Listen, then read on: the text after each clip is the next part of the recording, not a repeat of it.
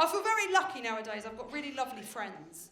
And I feel very, very lucky for that. Because I grew up without many friends at all, really. I found making friends at school very, very difficult. And I think it's because I was hiding who I was. I couldn't really be myself. I was always on edge. I was worried that people were going to find out something about me. So I never really had any mates. But don't worry, there's not been any sort of lasting damage. It's not like I've got to go on stage 5 times a week to make strangers laugh, to make me feel full. It's not like that. Once a week, it's not like that. You don't need to worry. There was one girl at school that picked on me every single day. She picked on me every day. Now, I mentioned before, I know I'm not a super famous person, I've got a low level of fame, but occasionally I pop up on the telly. And every single time I pop up on the telly, this girl that picked on me the whole way through school slides into my DMs. Like, oh, hi, Suze, how are you doing? Great to see how well you're doing. I saw you on Mastermind last night. Well done. Oh, my God, next time you're in Portsmouth, me and you, we should go for a drink. Like, yeah, we should. It'll be arsenic. She was horrible to me. But now, because she's started following me, I've started following her. And apparently when you follow someone you don't like, it's called hate following. Everyone that's just laughed are the bitches in the room. They've just really outed themselves. Hey, that one that clapped is the queen bitch.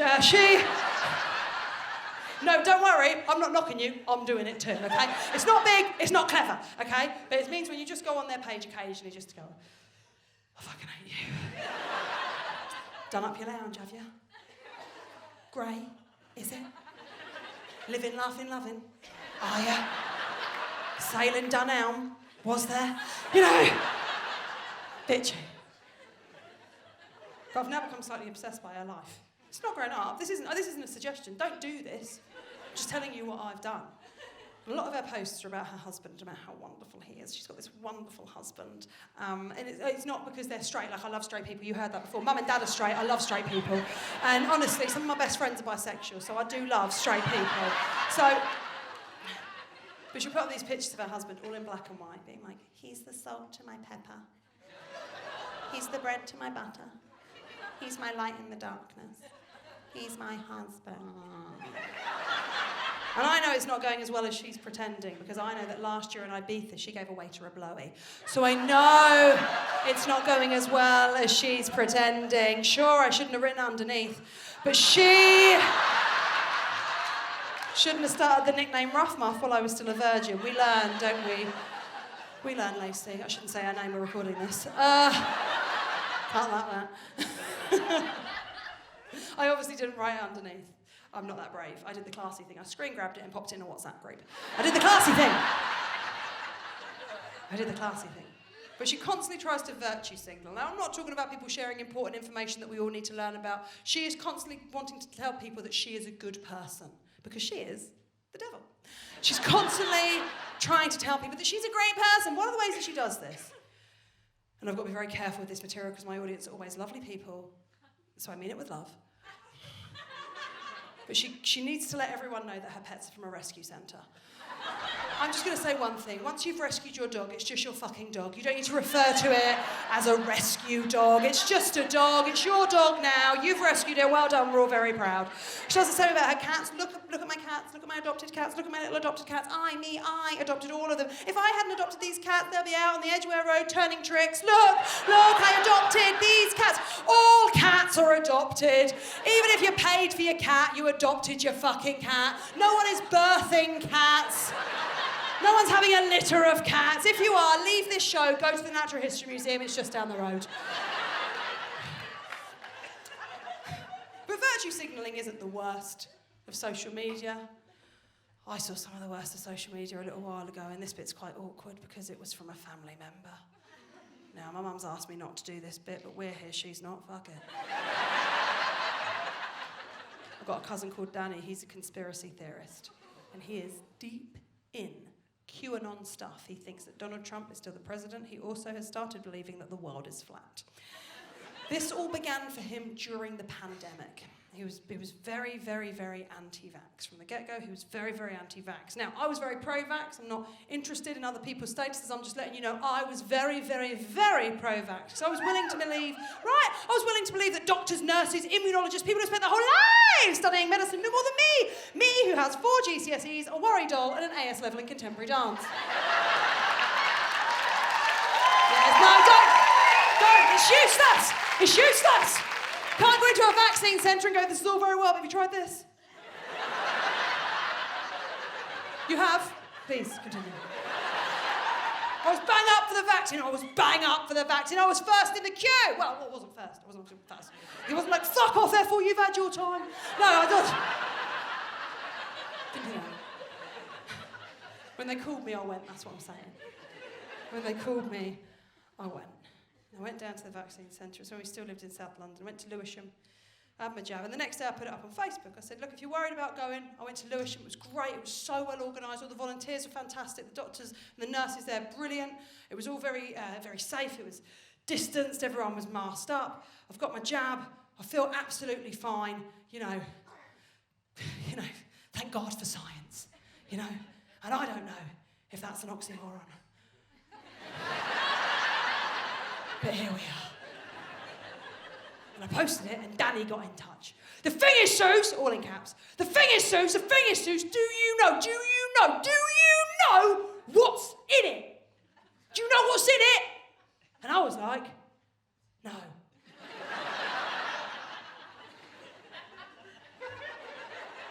But I don't know what's in any medicine I've ever had.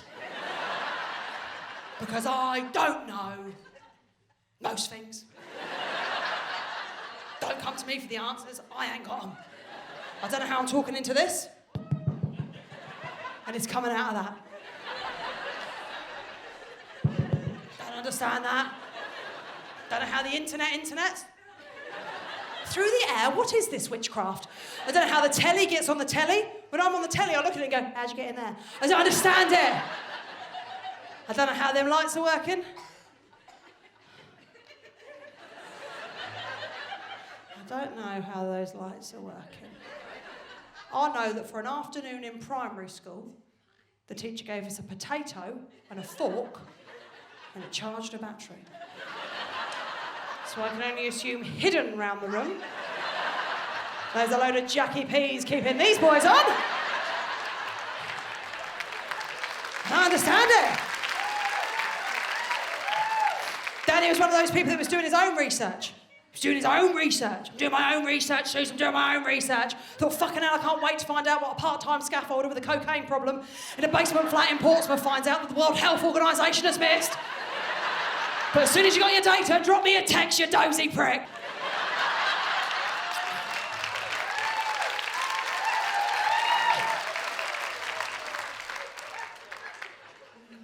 People are awful on the internet.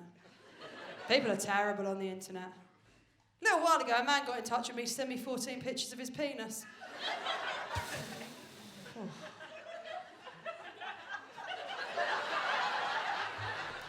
I'll say the thing we're all thinking. 14's a weird number. To me, that feels like a shoot. You know, we've taken these pictures, we're taking it to the client for their opinion. My opinion, I don't love it. Not for me. Not for me. Now, I don't know much about willies. I don't have much experience with willies. I was straight for a month when I was 18. I haven't got the wrists. But is it fair to say, people that are au fait with the cock of van, is it fair to say that the happier a penis is, ooh, the more furious it looks? Is it fair to say that? Oh, it was happy, but it looked cross. It looked really cross. Just staring at me through the laptop like that.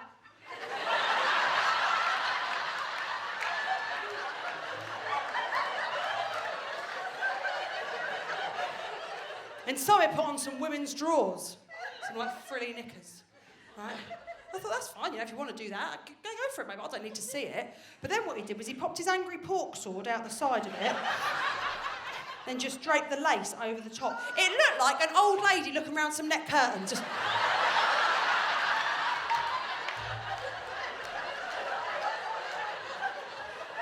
That image will stay with you, I am ever so sorry. My dad referred to that bit as a bit much, which I think we can all agree is quite fair. I scrolled down, I realised he'd sent me a message as well. I thought, oh, an artist and a writer, what a coup. He said, hi, Suze, which I thought was a very casual way to start an online harassment.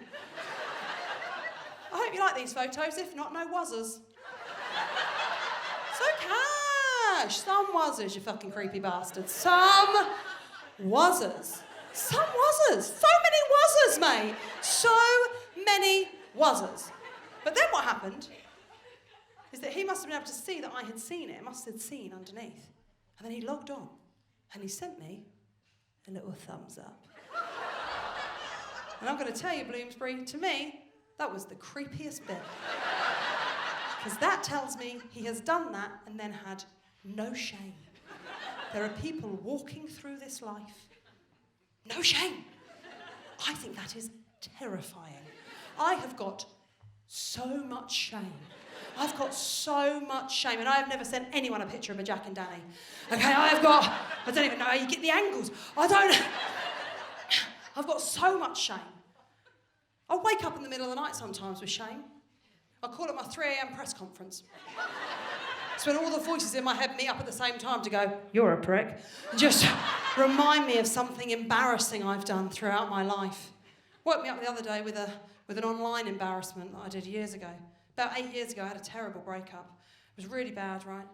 And I don't want to be one of those comedians that's like, let me tell you how it is, let me tell you. But let me tell you, I was doing #self-care before we all knew about self-care. Okay, I was a very early adopter of the self-care movement. I'd been dumped, and I decided the best thing to do would be for me to drink a bottle of red, smoke a pack of fags, and do a deep dive onto her Facebook for her and the boy she left me for. Self-care, okay? And I'm just going through the pictures. Just...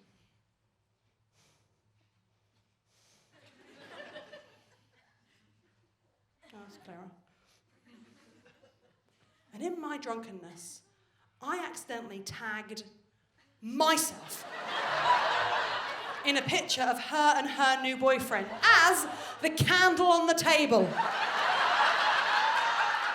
Like I was Lumiere from Beauty and the Beast, just hey! Remember me? You've ruined my life. I'm still having shame shudders about that, and he's sending people pictures of his dick and then a thumbs up. It worries me. It worries me about the fact that one day my daughter will be old enough to have a social media account. And it might not be all the ones that we're using at the minute, but there'll probably be something. And it worries me. It really frightens me. I am so relieved that when I was growing up, I didn't have to contend with social media. I had such a tough time all day at school. If I then had to go home and worry about how much likes a photo got, I think I would have lost my mind. I really think I would have lost my mind because I wasn't cool at school. Never got a gasp, done the show 75 times. Thanks, Bloomsbury.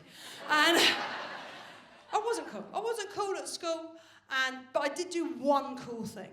I did one cool thing. I went to see Destiny's Child. Oh, not such a loser now, am I? Mum got me tickets to see Destiny's Child for me and my one friend. When she gave them to me, she said, "Suze, this is your first present, your second present. Tonight, after school, I'm taking you to Tammy Girl, and you can have whatever you want." Yeah, pretty cool. Okay, to wear to the concert, right? I saw it across the room as soon as I entered. Now, this will make sense to maybe 7 people, but this is really for you. Okay, the Survivor video had just come out, so I knew I needed denim. You remember. I saw it across the room. Denim, catsuit. With a zip all the way up the front, okay?